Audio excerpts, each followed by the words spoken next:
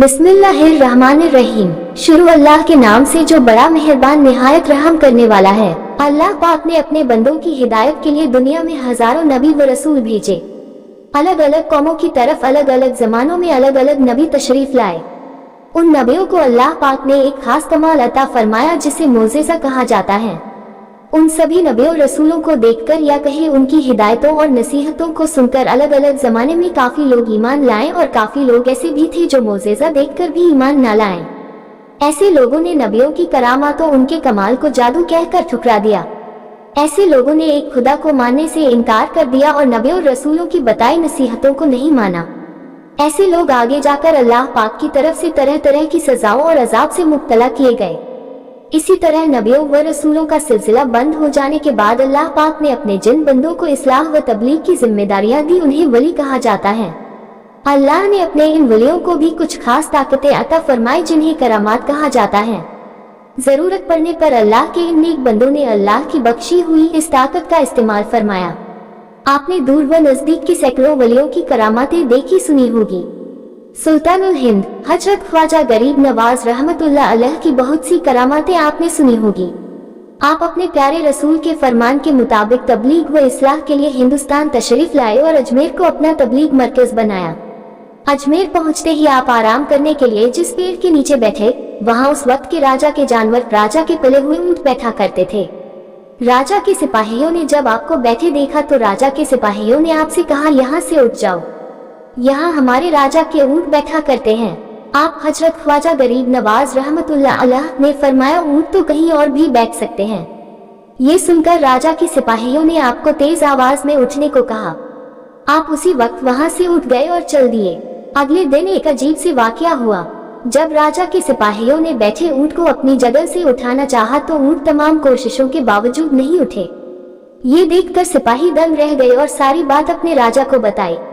राजा ने सिपाहियों को हजरत ख्वाजा गरीब नवाज रहमतुल्लाह अलैह से माफी मांगने को कहा और कहा कि उन्हें ढूंढो और उनसे माफी मांगो।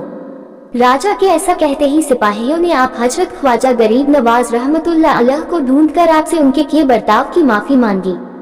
हजरत ख्वाजा गरीब नवाज रहमतुल्लाह अलैह ने उसी वक्त उन्हें माफ कर दिया और कहा कि तुम जाओ, तुम्हारे ऊंट अब खड़े हो जाएंगे। सिपाहियों ने जब वापस जाकर ऊंट को उठाना चाहा तो ऊंट उसी वक्त उठ गए। सुभान अल्लाह, ये है हमारे ख्वाजा गरीब नवाज का मर्तबा। हजरत ख्वाजा उस्मान हारूनी रहमतुल्लाह अलैह हजरत ख्वाजा गरीब नवाज के पीर मुर्शिद थे। ये वही बुजुर्ग हैं जिनकी खिदमत में हमारे ख्वाजा गरीब नवाज ने अपनी जवानी के 20 साल गुजारे। एक बार की बात है, एक दिन आप अपने पीर हजरत ख्वाजा उस्मान हारूनी रहमतुल्लाह अलैह के साथ सफर में थे। सफर पर चलते चलते आप दजला नदी के किनारे पहुंचे। नदी पार करने के लिए कोई कश्ती नहीं थी। हजरत ने फरमाया, मोइनुद्दीन अपनी आंखें बंद कर लो। फिर थोड़ी देर बाद फरमाया, आंखें खोल दो।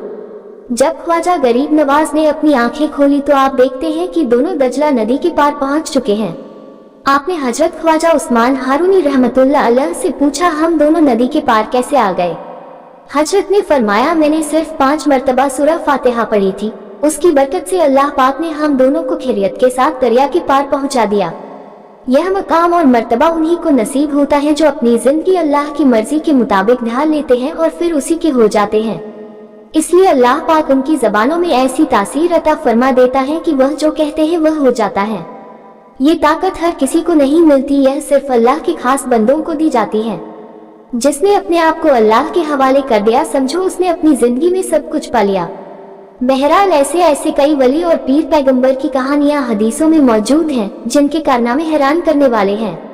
हम कोशिश करेंगे आगे भी ऐसे वलियों की करामातों की जानकारी आगे भी देते रहेंगे।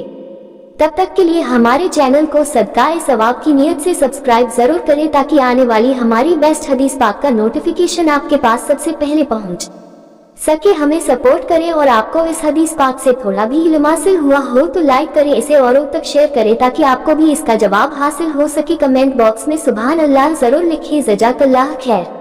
अल्लाह हाफिज।